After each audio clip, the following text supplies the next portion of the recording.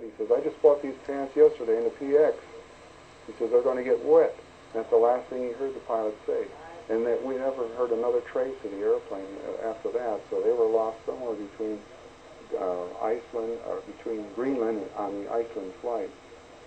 Well, we ended up over in England finally about the middle of July 1943. And we were assigned to the 386 bomb group. We went in as replacement crew, although they hadn't flown any operations yet. They were just starting to fly diversionary raids, which I believe there were 4 altogether that they flew with other groups. The other group would go in, and our group would go out halfway across the channel and turn back, sort of scramble up the radar on the enemy side.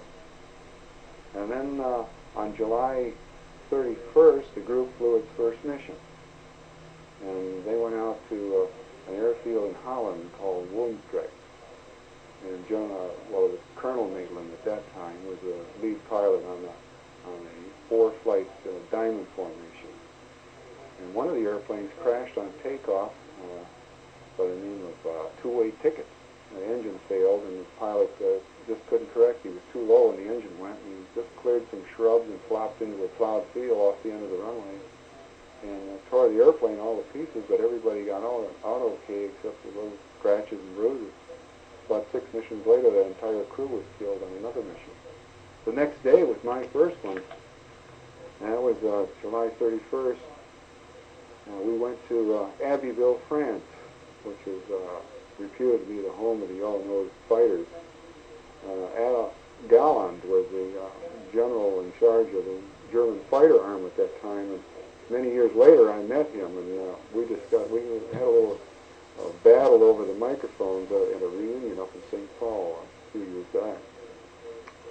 Well, one of the things, after we flew 4 or 5 missions, of course the flak always scared us, and we had a couple of fighter scares, but nothing really horrible happened until September 5th, 1943, we went out to bomb the rail yards, marshalling yard at Courtrai, Belgium. We got our bombs off. Colonel Perry was leading the group. And about, maybe 5 minutes after leaving the target, I heard our tail gunner call out, fighters at 6 o'clock, about 1,200 yards. So I looked out there. My zone of search, we were flying number 5 position in the high flight, tail end of the formation. It was a 36-ship formation, and we were the last 18. Well, we were to find out very soon that that was a favorite box for the fighter planes to attack, because they could come in high over the high box and slant down below and pick up the low flight on the way out. So they get 2 for 1 on one pass. And I saw the 3 airplanes out there. There were 2 flying in echelon and 1 single plane about maybe 300, 400 yards ahead. And I couldn't tell at that range, of course, what they were, because the Spitfire and the 109 are pretty much alike at that distance. And we had Spitfire escort that day. All of a sudden, there was a big ball of fire erupted out there, about, maybe 5 o'clock position. And I figured, well, the 2 Spits shot down the 109. So they came around in a kind of a shallow sweeping turn out to about 4 o'clock position, maybe 30 degrees elevation to me. And they just flew there. I would say they were there for, maybe 30 seconds, 45 seconds, something like that. I had my reticle, a gun sight reticle on there with what I figured was a proper lead.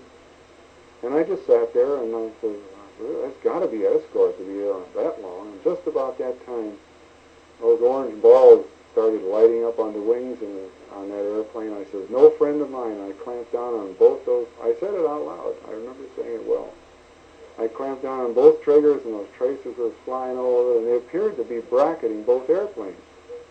Well, when that happened, one of them broke high and the other one broke down low, and I heard our tail gunner say, he says, I'm picking him up, and then I heard his guns going off back there.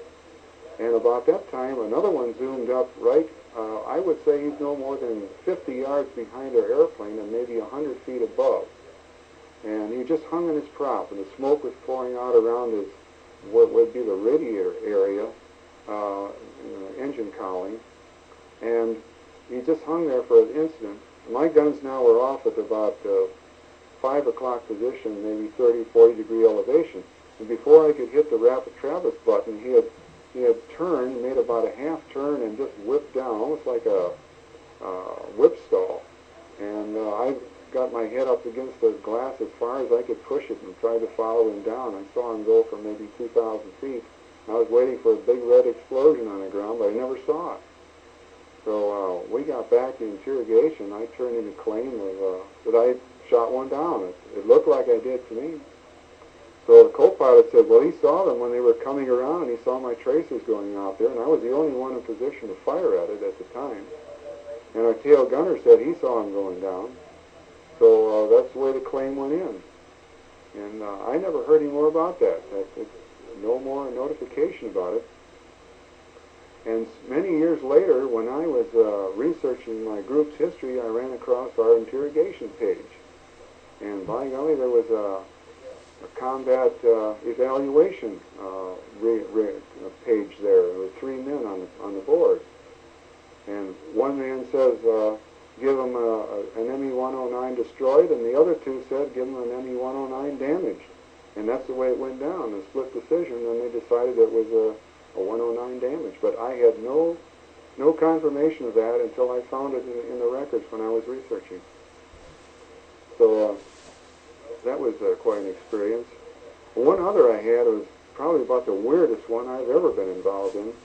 It involved Captain Oslin's B-26, and we were assigned to fly his airplane that day. We were fairly new in the group, and they took our airplane away from us over at Presque Isle, or at Prestwick, Scotland, and we joined the group after a train ride. So we were flying other people's airplanes there for about 2 months.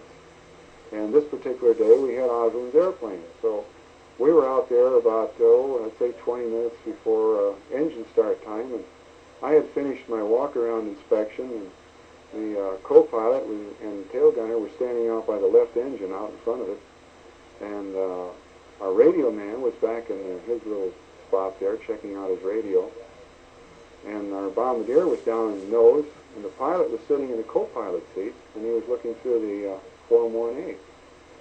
Well, I climbed up in the nose well area there, and the pilot seat was open, so I just went over and sat down, and we started talking back and forth across the cockpit. About that time, the bombardier called back. He says, I just closed the doors. The doors were open when we get out there. He said, I just closed the bomb bay doors. He says, and I didn't like the sound I heard. He says, I want to open them again. He says, would you clear me? I stuck my head out the window, and I says, bomb bay clear. And they hollered back, bomb bay clear. And I says, okay, Pete, open it. So a few seconds went by, and he says, I can't open it. He says, this lever won't move. He says, wait a minute. He says, this is Captain Oslin's ship. He said, he's got a device on the floor. He said, can you see it? He says, it's just down in front of the pilot seat on the floor. And there should be a chain on a little pin sticking in the side of that. He said, you see that? And I looked down on the floor, in front of the seat. And I said, yeah. I said, there's an aluminum-covered box here. I said, and it's got a pin sticking out. And he says, okay, we'll pull that out. So I reached down, and I got a hold of that chain right behind the pin. The pin was about 1/4 inch in diameter. And I started pulling on that thing, and it wouldn't come out. Well, unknown to me, the bombardier had his button pushed down on that, looked like a brake handle, really, the door opener. And he tried to push forward. And of course, the linkage was bound up by that pin. He was pushing forward. I was trying to pull the pin off the front. I got down with 2 hands and give it a big jerk, and the pin flew out. And all of a sudden, that airplane just started jiggling around like a rubber ball. And people started to run. The co-pilot took off. And I looked to my right at the pilot, and we both, I swear we both went through that little hole in the floor together. And when my feet hit the ground, I saw what had happened. Our entire bomb load had dropped out there on the hard stand, and one was kind of going clunk, clunk, clunk, rolling off to the side.